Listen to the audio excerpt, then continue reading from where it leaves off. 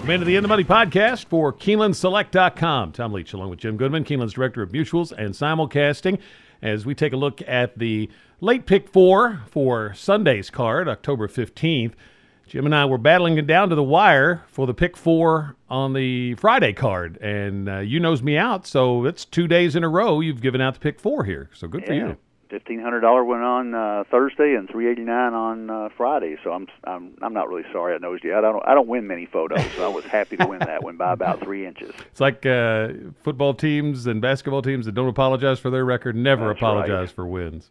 I will never do that. All right, let's go to the eighth race, which is the allowance feature on the Sunday card, and this is non-winners of one other than going a mile and a 16th, and this is a nice group. Who did you land on in a nice full field here? You know, when Ben put together this card, we've got our big handicapping contest on Sunday. I've got right now 157 players that paid $3,000 each to play, and Sunday card is obviously not as strong as Saturday, but we try to put the last two races in there really nice that they have to bet half their bankroll on one of the last two races. So we made sure we put this one in the slot that most people will play.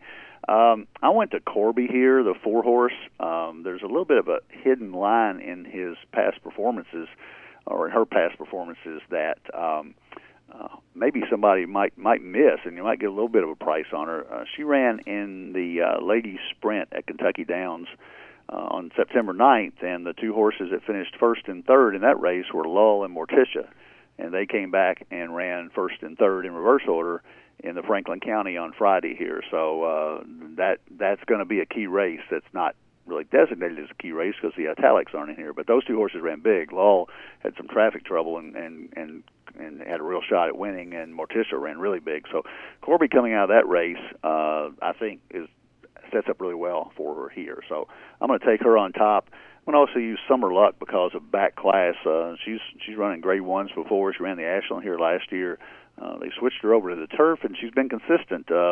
At Kentucky Downs last time out, she ran second to Daddy's Little Darling, who's running here as we speak on Saturday in the QE2 this afternoon. So she only got beat 4.5 by Daddy's Little Darling, so she's got a big shot in here. I think the other horses, the 12-horse, La Sola Ranger for Mark Cassie and Channing Hill, nice tune-up at Churchill, just got beat by a nose in an allowance race and comes back probably ready to run here and very consistent filly. So I'm going to take those three. When we get to pick four, I may go light here, but it's a big field with a lot of possibilities. But I'm going to take Corby, the 4-horse, on top. I like Summer Luck a good bit in here. I like those two turf races. Those were, I thought, very solid performances and a sharp local work, and the Cassie barn has been on fire at this fall meet. So back class that you mentioned is a +2. Summer Luck is the one for me. I would use her with Peaceful Passage if she draws in for Shug McGahee. I think you could toss the dirt race, and this one should move up on turf, especially some rain possible for afternoon on Sunday. So if it comes up a little soft, that probably wouldn't hurt Peaceful Passage either. Corby is definitely one to use with Summer Luck. Also, English Dancer I liked a little bit. And Last Promise Kept off of just an impressive maiden win, just in case she's that good. La Sola Ranger's another one I would certainly consider. But Summer Luck's going to be the win pick for me. Now let's go to the pick four. It starts in the 6th race with a turf sprint. Who do you like to start it off? Yeah, I like this race too. We wanted to put this one in the contest last couple races. We couldn't put them back to back though. We don't do turf races back to back here. So I thought this was wide open. I went with 6 Mongolian Shopper. Off that last race at Kentucky Downs, we still go back to those Kentucky Downs shippers. If they can run there, they're fit here. And this filly looks like she's turned a corner, and she's really done well the last couple of races on turf. So I'm going to take Mongolian Shopper on top. I'm also going to use the 156 in here. Kaylin's Revenge has got a big shot in here for Brett Calhoun, the 8-horse. But I'm also going to use Conquest, Sarah Star, and Pastime. So I'm going to go 1, 5, 6, 8 here. 7th race is a maiden special weight. You can go as deep as you want here because you got a lot of first-time starters that are question marks, and some of the trainers don't have that good of stats with first-time starters. I went up using the horses that had run decently in their first race, and that's Gianna's Gift, the 1, Dulce Ride, the 3, Malibu Treasure the 5, and Marika the 7. I'm also going to throw in the first-time starter for Michael Maker, Hey Page the 6. So I'm going to go 1, 3, 5, 6, 7. I am going to single Corby in the turf race. I'm going to take a stand that race at Kentucky Downs was that strong, so I'm going to single her there. And then I'm going to go 4 deep in the last leg using the 1, 5, 6, 8 Bititude, the 5 Angelo's Ashes. Girls Know Best, the 6 horse is my top pick in there, and also going to use Promises Broken, the 8, hoping that last race was just a throw out. So I'm going to go 1, 5, 6, 8 with 1, 3, 5, 6, 7 with 4 with 1, 5, 6, 8 for rather economical $40.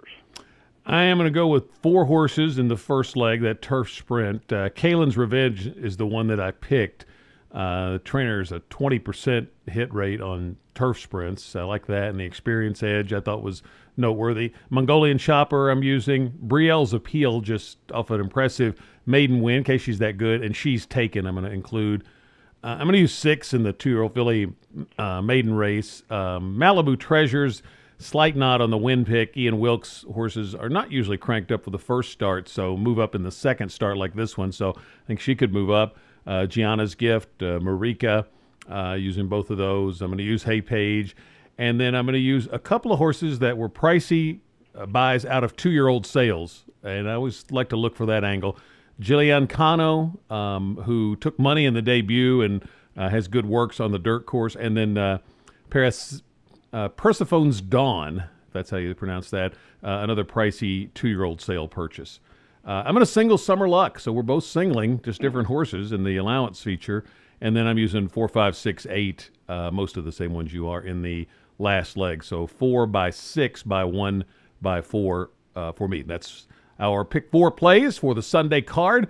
Best of luck to you and your wagers as we wrap up the second week of the Keeneland Fall Meet, and we'll be back on Wednesday to resume our In the Money podcasts for KeenelandSelect.com.